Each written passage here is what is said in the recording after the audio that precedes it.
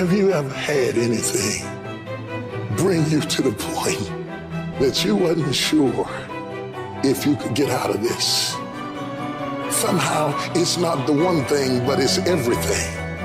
It's everything you went through all the years before, and to find out that the things are never going to stop coming at you, that finally brings you to the point that you say, you know what, I'm not sure I want to get up out of the bed in the morning if all I got to face is another fight. This is for those of you who are going through the fight.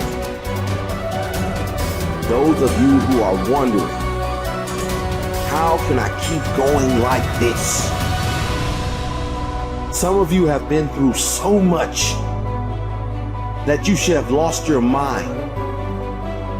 It's all right to fail as long as you fail forward. It's all right, but I need you to have heart, because there's some things you just can't get without perseverance.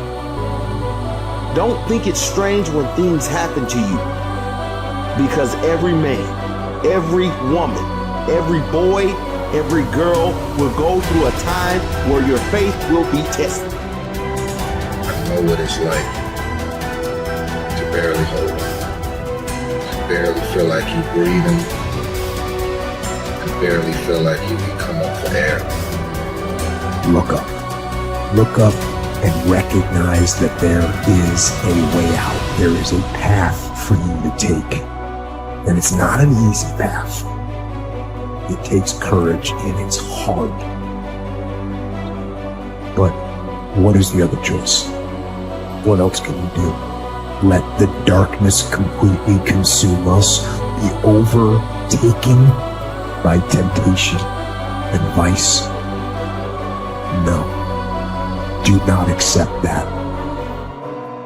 You can triumph over these dark forces. You can become better. You can be better. You got more than you think. You can do more than you think. You can go further than you think. You can have more than you think. And stop blaming somebody else over what you don't have. It's time for you to know what you got in your hand. Stand up for your dreams. Stand up for what you want in your life. Decide that your life is so meaningful to you, that you love you and you love life so much that you're going to stand up for what you believe in, because you can fall for anything. And so by being committed to everything that I started, I finished it. It built a certain type of spirit. It built a certain type of mentality. And so now I couldn't quit even if I wanted to. I couldn't stop even if I wanted to. I had too much sweat equity in my life and everything that I was doing. When it gets tough, I'm gonna press my way. When I get tired, I'm gonna press my way. When it's not convenient, I'm gonna press my way. When my heart is broken, I'm gonna press my way. When I'm rejected, I'm gonna press my way. When I'm broke, I'm gonna press my way. When I'm despaired, I'm gonna press my way. You would just believe that your day coming, that the sacrifices you are making today, they gonna pay off. But if you do not believe, it ain't gonna happen. So I need you to work on your faith. I need you to wake up every day and say, today ain't today, but my day coming. And I will not give up until I get to that day. I will not stop. I will not give up. I will not give in until my day comes.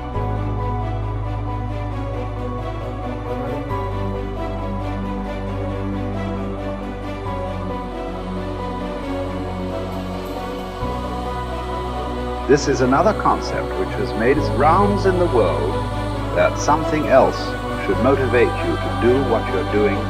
If what you are doing is significant enough, you don't need any other thing to motivate you. If what you are doing is truly significant to life, why do you need another motivation to make that happen? If you really understand and experience that what you are doing is truly important for every life around you, you don't need a motivation. Life just goes on. See, does your heartbeat need a motivation to keep it going? I'm asking you. All the life processes is not asking for any motivation, isn't it? Monsoon is coming. Any motivation? No, it's coming year after year, because the natural process is going on. Simply like that. In you and me, life is on. What I'm telling you is, if you are doing something which is aligned with the fundamental life process of who you are, This can find a million expressions. It need not be just spiritual teaching. It can find a million expressions that what you are doing is aligned with your fundamental life process. Then you will not need anything to motivate you. Simply, as a part of life, it will just happen. How much you do simply depends on how much time you invested on upgrading yourself. The problem with the world right now is people are always trying to upgrade their activity.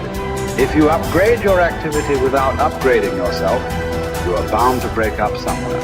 It's like you went on a Formula One track because you want to be on a fast track, and you went with your Maruti 800. Suppose you hit the right kind of speed.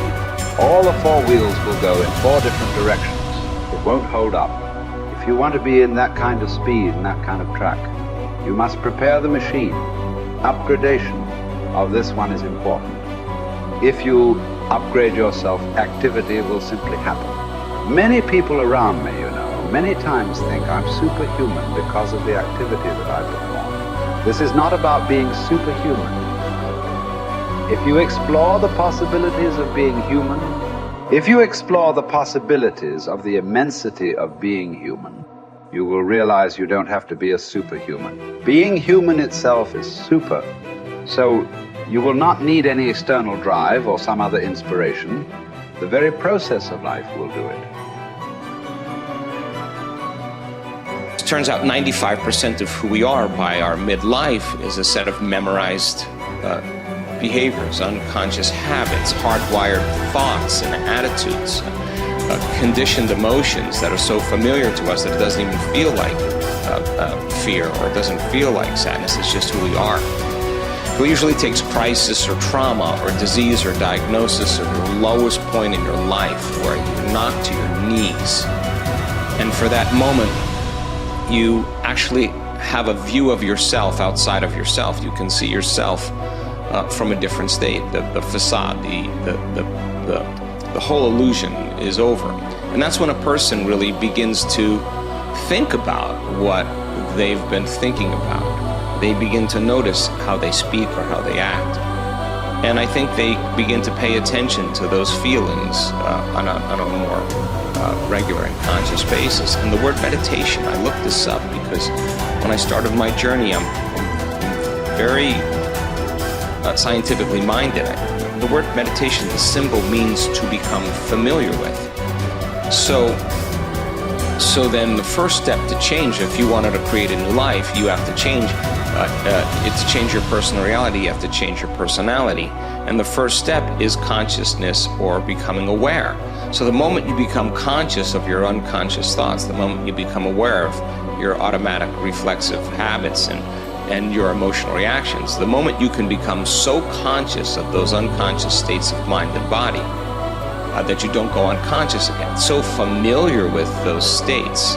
And how many times do we have to forget or go unconscious till we no longer forget or go unconscious and we stay conscious?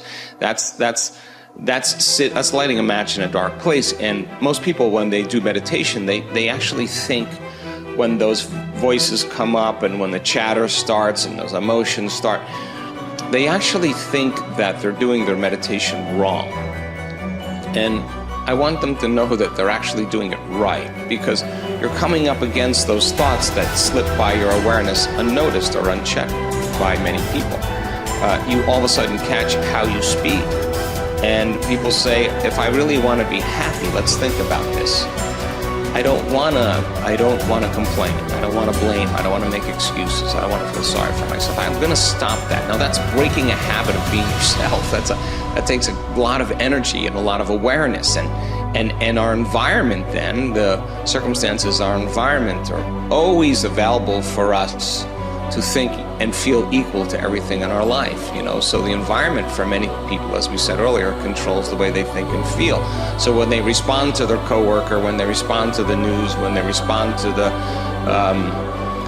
traffic in their life, that response causes them to return back to those unconscious programs.